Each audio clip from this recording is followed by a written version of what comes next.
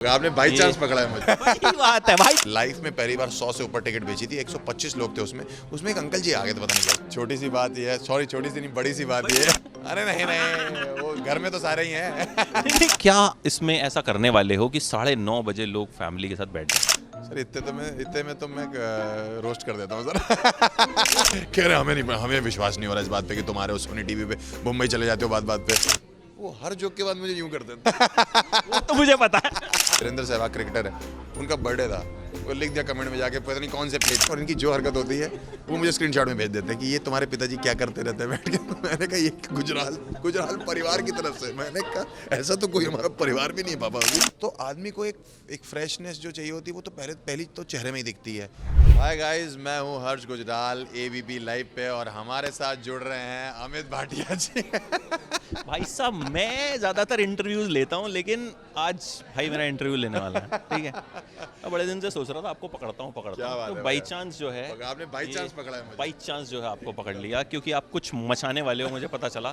तो मुझे लगा हम भी छोटे से इंटरव्यू में कुछ मचा डालते हैं। क्या मचने वाला है भाई? छोटी सी बात ये है, सॉरी छोटी सी नहीं बड़ी सी बात ये है। वही बात है भाई, टीवी पे आ रहा है भाई, 9:30 बजे आ रहा है, कपिल शर्मा शो की जगह आ रहा है, बहुत बड़ी बात है। तो बड़ी सी बात ये है कि टीवी पे पहला शो आ रहा है, और सीधे ही इन्होंने हमें सैटरडे संडे 9:30 बजे कहा दिया कि यहाँ लैंड कर जाओ सोनी एंटरटेनमेंट टेलीविजन पे और मैडनेस मचा दो।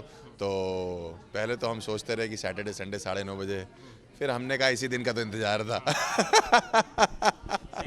है ना। तो जो 7 साल से हम मेहनत कर रहे हैं अपने स्टैंड अप में, वो इसी दिन के लिए कर रहे हैं कि किसी दिन टीवी पे आएंगे और अपना एक शो होगा। तो उसी की तैयारी शुरू हो गई है सर। और 9 मार्च को 9:30 बजे चैनल आपने सोनी एंटरटेनमेंट छोड़ना नहीं है। थोड़ी देर के लिए एबीपी लाइव छोड़ दीजिएगा। नहीं, उसका रिव्यू फिर हम आपको एबीपी लाइव ईएनटी लाइव पे बताएंगे ना। हाँ, उस पे नजर आएंगे ये, उसके बाद उस पे। ये बताइए, हंसाना कितना मुश्किल काम है? आई थिंक सर टफेस्ट काम है। इसमें भी दो चीज़ें होती हैं, एक तो अपने बंदे हैं उनको हंसाना, एक स्ट्रेंजर्स है उनको हंसाना। अपने बंदों को हंसाना इजी होता है क्योंकि आपको उनके बारे में सब पता रहता है। स्ट्रेंजर्स थोड़े वो होते हैं कि हम तो टिकट लेके आए हैं भाई, ये सब क्या चला और बता और करता चला जा। तो जो स्ट्रेंजर्स होते हैं वो एज एन ऑडियंस आते हैं, तो उनको हंसाना टफ होता है। जब तक वो आपकी बात को रिलेट नहीं करेंगे, समझेंगे नहीं, तब तक वो मुंह बना के बैठे रहेंगे। तो आपको अपना कंटेंट, अपना स्टैंड अप ऐसे ही डिलीवर करना है कि वो मास रिलेटेबल हो।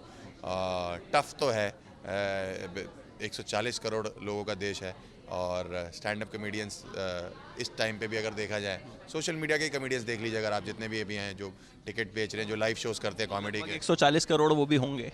अरे नहीं नहीं, वो घर में तो सारे ही हैं। नहीं, क्योंकि इस टाइम पे तो हर कोई है ना। एक तो रिव्यूअर हर कोई है, एक स्टैंड अप कॉमेडियन हर कोई है। तो कई बार वो स्टैंड अप कॉमेडियन लगा तो मैं 8-10 रील देख डालता हूँ, मेरे को तो कहीं तो हंसी आए। मैं जॉब कर रहे हैं अभी, उन्होंने प्रोफाइल में कॉमेडियन नहीं लिखा हुआ है, पता नहीं, मतलब मैंने उनको अभी स्टेज पे नहीं देखा, जिंदगी ने उनके साथ मजाक किया, तो वो भी लिख देते हैं। तो ऐसे तो सभी हैं, बट वही है जो घर से निकल के, जो ग्रुप से निकल के स्टेज तक आ जाता है, वो करता है, तो वो फिर कॉमेडियन बनता है मेरे साथ। अच्छा, अभी आपने कहा कि कई स्ट्रेंजर्स जो होते हैं उनको हंसाना बड़ा मुश्किल का। कभी कोई ऐसा मिला जिसने कहा होगा भाई इतनी महंगी टिकट ली है, क्या कर रहा है? सर इतने में तो मैं रोस्ट कर देता हूँ सर। वो तो मुझे पता है। इतना मौका तो मैं नहीं दे रहा। टफेस्ट ऑडियंस, कभी कोई ऐसा मिला, कोई फैन या कोई? में मैंने इनिशियली स्टार्टिंग में एक शो किया था, जब मैंने लाइफ में पहली बार 100 से ऊपर टिकट बेची थी, 125 लोग थे उसमें एक अंकल जी आ गए थे, पता नहीं कैसे, और अकेले थे वो हर जोक के बाद मुझे यूं कर देते।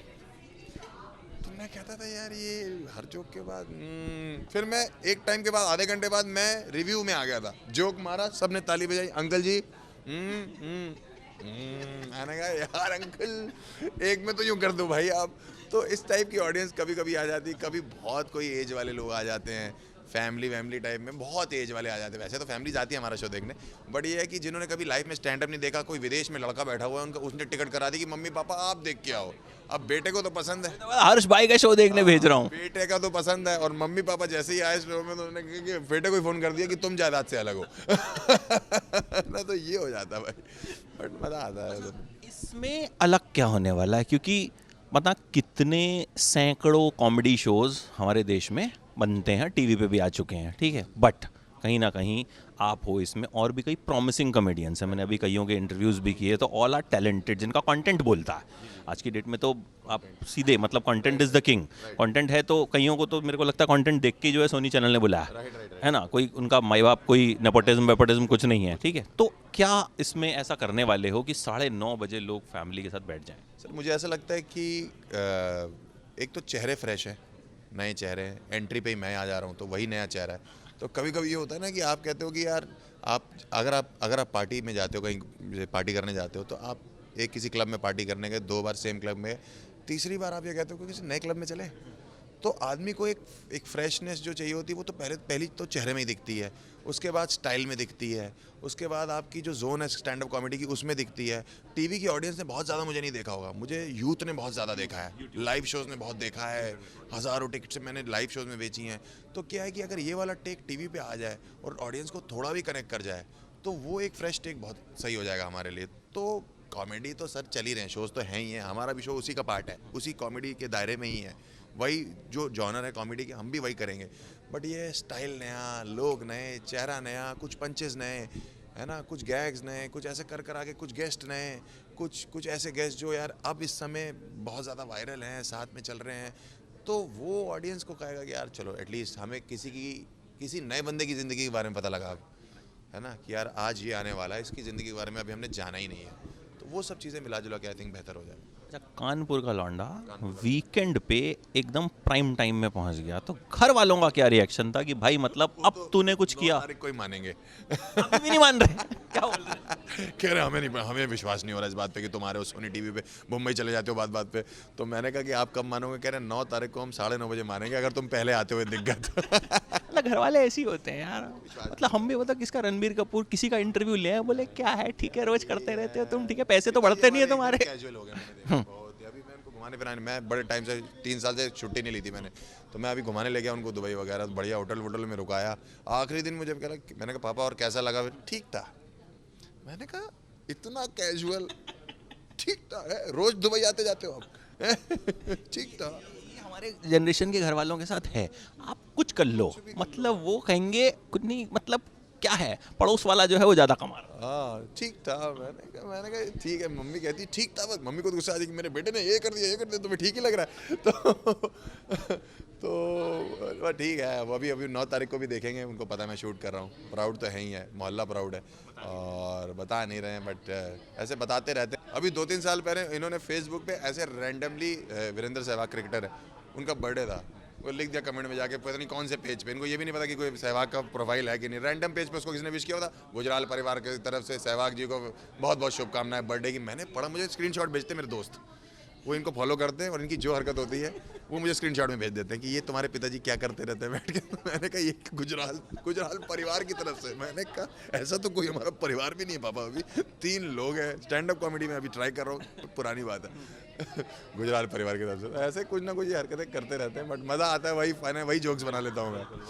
और अंकल आ रहे हैं भाई, सही में आ रहे हैं, एबीपी लाइव पे भी आ रहे हैं और सोनी टीवी पे भी आ रहे हैं। एबीपी लाइव की ज़्यादा खुशी होगी क्योंकि पूरा दिन यही देखते हैं ना। क्या बात कर रहे हो? तो आप एबीपी लाइव पे देख लीजिएगा, भाई आ रहा है और उसके बाद एक हम बड़ा इंटरव्यू भी करने वाले हैं, बोल दीजिए पापा, नहीं तो कमेंट कर दूंगा मैं आपको। अब मुझे पता है मुझे गर्दन किसकी पकड़नी है, पापा की पकड़नी है।